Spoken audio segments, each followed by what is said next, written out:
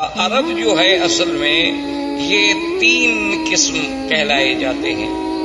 ایک عرب ہے بائدہ، اور ایک عرب ہے عاربہ، اور ایک عرب ہے مستعربہ.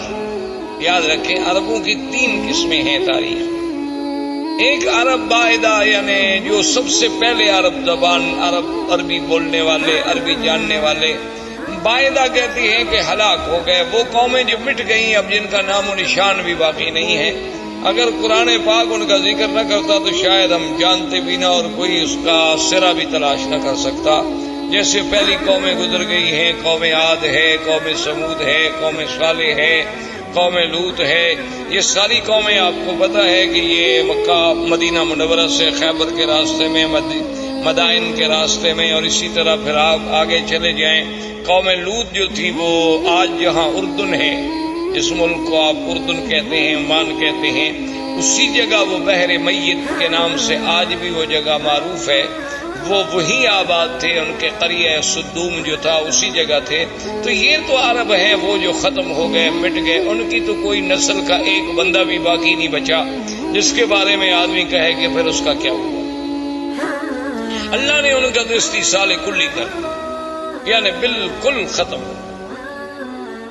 ان کا تو نام و نشان ہی مٹ گیا. اچھا اب جناب ایک عرب ہے مستعربہ. مستعربہ کا معنی ہوتا ہے کہ جنہوں نے عربی لغت کسی دوسرے سے سیکھی. تو ہم زیادہ دور اس لیے نہیں جاتے کہ پھر ہم سیرت کے موضوع پہ آتے آتے بھی کئی مہینے لگ جائیں گے. ہم حضور صلی اللہ علیہ وسلم کے جد امجد سیدنا ابراہیم الخلیل علیہ السلام اور سیدنا اسماعیل علیہ السلام، کیونکہ حضور صلی اللہ علیہ وسلم جو ہے ولد اسماعیل ہیں. حضور پاک صلی اللہ علیہ وسلم کا نسب جو ہے، آپ کا سلسلہ انساب جو ہے، وہ سیدنا اسماعیل علیہ السلام تک جاتا ہے، اور پھر سیدنا اسماعیل علیہ السلام سے سیدنا آدم علیہ السلام تک. لیکن اگر ہم اسی سلسلے کو پھر ابتدا سے دیکھیں، یعنی ابتدائے آفرین سے سیدنا آدم علیہ السلام سے، تو پھر تو ایک پوری تاریخ انسانیت کا ہمیں عبور کرنا پڑے گا. لیکن اگر ہم سیدنا اسماعیل اور سیدنا ابراہیم علیہ السلام سے شروع کریں تو ایک تو ہم قریب آ جائیں گے، اور دوسرا ان سے حضور کا براہ راست تعلق ہے کہ حضور صلی اللہ علیہ وسلم ولد اسماعیل.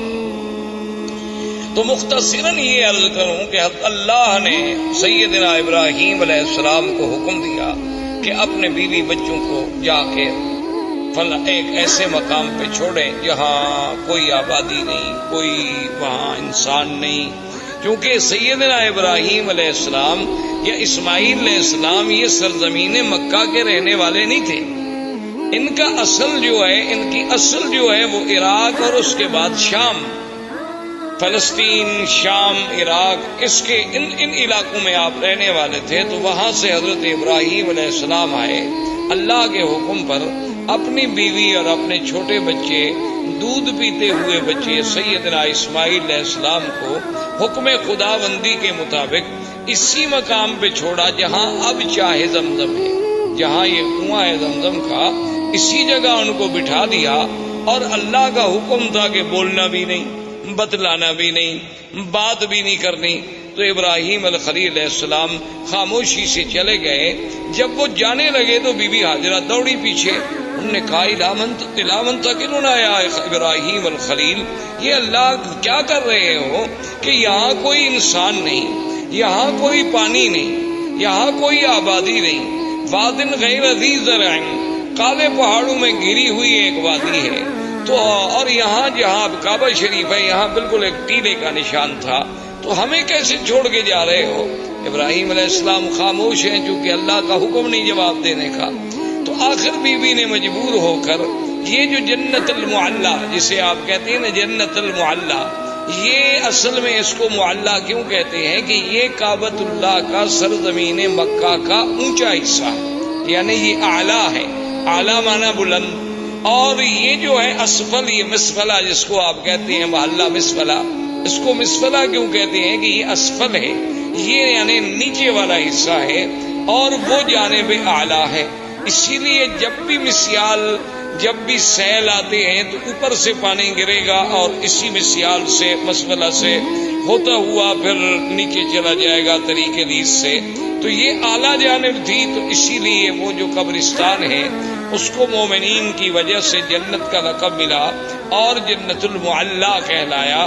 تو اس مقام تک بی بی صاحبہ دوڑتی آئیں ابراہیم علیہ السلام کے پیچھے، اور ابراہیم علیہ السلام اونٹنی پہ سوار تھے اور خاموش ہو کے جا رہے.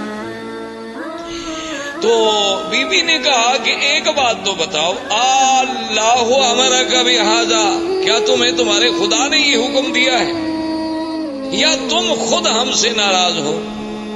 بھائی خاوند جو اپنے بچوں کو چھوڑ دے کو وجہ تو ہوگی نا، اپنی بیوی بچوں کو چھوڑ کے جا رہے ہیں اور چھوڑ بھی ایسی جگہ جا رہے ہیں نا، یہ تو نہیں کہ ان کو سسرال میں بھجوا دیا، بچوں میں بھجوا دیا، کسی بھائی کے گھر میں بھجوا دیا، ایک ایسے مقام پہ چھوڑ دیا کہ بادن غیر ذی ذرعین، جہاں کچھ بھی نہیں. تو جب انہوں نے یہ کہا تو اللہ نے حکم دیا کہ جواب دے. تو آپ نے فرمایا ان اللہ امرنی، اللہ نے مجھے حکم دیا ہے، میں اللہ کے حکم کے بغیر تمہیں نہیں چھوڑ کے جا رہا. تو اب بی بی کے قدم رک گئے، اور علماء نے لکھا ہے کہ بی بی نے فرمایا کہ اذن لا یزیئنا. اور ایک روایت میں یہ بھی آتا ہے کہ بی بی نے کہا حسبنا اللہ و نعم الوکیل، کہ اب تم خلیل جاؤ، ہمیں بھی اللہ کافی. اگر اللہ نے حکم دیا ہے نا تو پھر اللہ ہمیں ضائع نہیں کرے گا، کیونکہ اگر اللہ نے حکم دیا ہے کہ ان کو یہاں چھوڑ دو، تو اگر اللہ ہمیں مارنا چاہتے تو وہیں فلسطین میں مار دیتے، اللہ ہمیں کوئی سزا دینا چاہتے تو وہیں شام کے علاقے میں دی جا سکتی تھی. تو اس مقام پہ چھوڑنے کا جو حکم تمہیں تمہارے رب نے دیا ہے تو اذن لا یزیئنا، اب وہ خدا ہمیں ضائع نہیں کریں گے. اور ایک روایت میں ہے کہ بی بی کی زبان مبارک سے جو کلمہ نکلا وہ کلمہ تھا حسبنا اللہ و نعم الوکیل. تو اس لیے آپ بھی ویسے اس کلمے کو یعنی ہر مشکل میں، کیونکہ اس کی وجہ یہ ہے کہ جب حضرت خلیل کو آگ میں ڈالا گیا ان کی زبان سے بھی یہی کلمہ تھا حسبنا اللہ و نعم الوکیل.